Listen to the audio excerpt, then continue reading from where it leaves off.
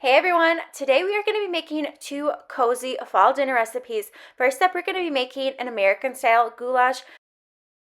This is one of my favorite dinners, and then we're going to be making a chickpea pumpkin curry. This was so good, I can't wait to share the recipe. First up, let's make our American style goulash. I grew up with my grandma making goulash, and this is kind of my recipe inspired by hers. We need one yellow onion that I have diced, and then we also need one green bell pepper diced. I really love adding green bell pepper to my goulash, and then I have a couple cloves of garlic minced. When I'm making goulash, I prefer to use the large elbow macaroni noodles. My grandma always used the large elbow pasta shape, and the small elbow noodles, it's just not the same when making goulash. Next, we're going to need 2 cans of diced tomatoes and 2 cans of tomato sauce. I prefer using the diced tomatoes and tomato sauce combination versus using like a store-bought marinara sauce. I really like that in goulash. And then we're going to need a little bit of sweet paprika. My grandma adds sweet paprika to her goulash. My mom doesn't, but I love the addition of sweet paprika to the goulash. And then I also like to add a little bit of dried oregano to my goulash. These are optional. I just think it adds a little bit more flavor to your goulash. And then, of course, we just need some salt and pepper. Lots of black pepper because my 4-year-old loves pepper so much. And then we need some olive oil to saute everything in.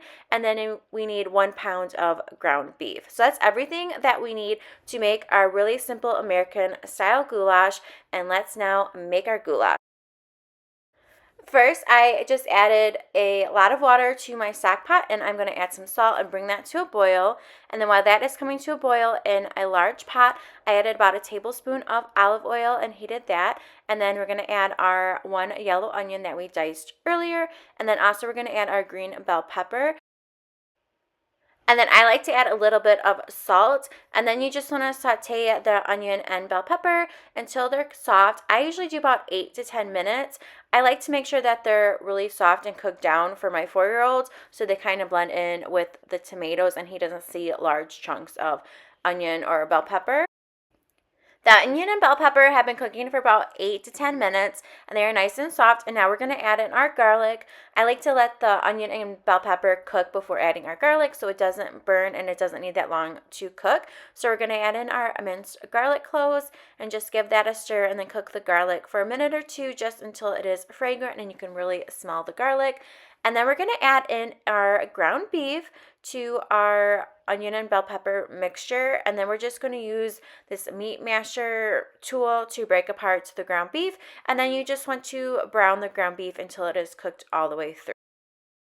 I also like to add a little bit of salt and pepper to the ground beef as it's cooking, just to make sure that the beef has lots of flavor and it is seasoned.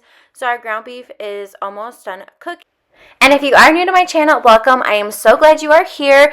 I love sharing recipe videos just like this one, grocery haul, shop with me, life as a mom with a preschooler. If you like that kind of content, it would mean the world to me if you subscribe to my channel, and I definitely will be making more recipe videos.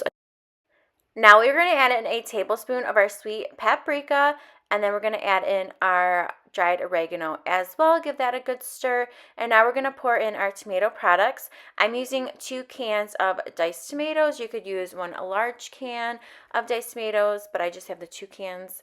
And then we're going to add in 2 cans of tomato sauce. This is going to be our pasta sauce for our goulash. You could use a store-bought marinara sauce, but I like to use the combination of the diced tomatoes along with the tomato sauce. And then I just season that with a little bit of salt and pepper. And then we're going to give this all a good stir. Make sure that the ground beef is fully incorporated with those tomatoes. This is optional, but I like to add in 1 dried bay leaf. This just adds a little bit of depth of flavor. You just want to make sure that you remove the bay leaf before you serve your goulash. This is optional, but I think it does add a really nice flavor to our goulash. And next, we're going to give that a stir, and then we're going to bring our tomato and beef mixture to a boil. And then once our mixture is boiling, reduce the heat to low, cover. And I like to cook this for at least 15 to 20 minutes to develop those flavors. Our water is now at a full boil, so I'm going to add in our large elbow noodles and cook them until they're al dente. And then our sauce is looking so good. The kitchen smells incredible right now. I wish you could smell it. I really hope that you give this recipe a try. It is so good as a family favorite. Our pasta is done cooking, so I'm just going to go ahead and drain our pasta, and then I'm going to add our elbow noodles right into that beef and tomato mixture. So you want to make sure that you're using a large enough pot when you're making the goulash base so that you can add the pasta right into that pot, and then just give everything a good stir and make sure that all of the elbow noodles are coated in that wonderful tomato and beef mixture. The best part about goulash is that it makes a ton. You will definitely have a ton of leftovers, or if you are a large family, it will definitely feed a large group of people. This is one of our family favorites, and my 4-year-old loved it so much. He requested that I make this all the time, so that makes me happy. I love finding different recipes that he loves, and then I gave some to my parents, so I just put some in this bowl to bring over to my mom and dad's because we are just 2 people and we do not need that much goulash, and they loved it, and Franklin's enjoying his. Next up, we are going to be making a pumpkin chickpea coconut curry. We're going to need 2 cans of chickpeas, a can of pure pumpkin, a can of coconut milk. Next, we're going to need 2 garlic cloves, a jalapeno. You could add 2 if you want it extra spicy, some fresh ginger, and a yellow onion. And then we are going to need some spices for this curry recipe. We're going to use 1 bay leaf, some garam masala, some ground cumin, and some turmeric. These are going to make the base of our curry. I love that this recipe uses mostly pantry staples, items I usually have in my pantry, and I have a large pot, and then I just added 2 tablespoons of oil, heated that up, and then I diced the onion and then sliced the jalapeno. So I'm going to give that a stir to incorporate the onion and jalapeno in the oil, and then you just want to cook this until it is completely softened. And I will have the recipe linked down below. This recipe actually is from New York Times Cooking. They are a great resource for recipes. Next, we're going to add in 1 dried bay leaf. I really love cooking with bay leaves. It just adds so much flavor to recipes. And so we're going to give that a stir and then just let that cook. And then once our onion has softened, we're going to add in our garlic. I used 2 cloves of garlic, so just gave that a mince and then added that into our mixture along with the fresh grated ginger. I love cooking with ginger. It just gives so much flavor to recipes. Now it's time to add in our spices, our garam masala, turmeric, cumin, and we're going to add that right into the mixture. And then we are just going to give that a stir and make sure that we toast the spices, and that really helps to develop their flavor. Next, we're going to add in our chickpeas. I just went ahead and drained the 2 cans of chickpeas. This is going to be our protein source for the recipe. And then a can of full-fat coconut milk and our can of pure pumpkin puree. If you have a can of pumpkin and not sure what to make and you want something savory, not sweet, try this recipe.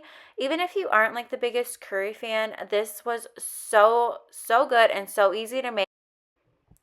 And you just want to give everything a good mix. You want to help break apart that canned pumpkin and our canned coconut milk and make sure it's fully incorporated with our chickpeas.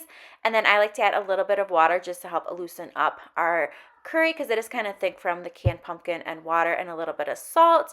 And then you just want to bring our curry mixture to a boil and then reduce to a simmer. And then you really don't need to cook it for that long, maybe about 15-20 minutes, just to help develop those wonderful warm flavors of the curry. Once the curry is done cooking, you want to add in some fresh cilantro. I love cilantro, so I add a lot. I really love the pop of fresh flavor in this pumpkin curry. And then you want to add in some fresh squeezed lime juice. This is just going to brighten up the flavors of our pumpkin chickpea curry. And then while this was cooking, I made some white rice in my Instant Pot. I love using my Instant Pot to make rice.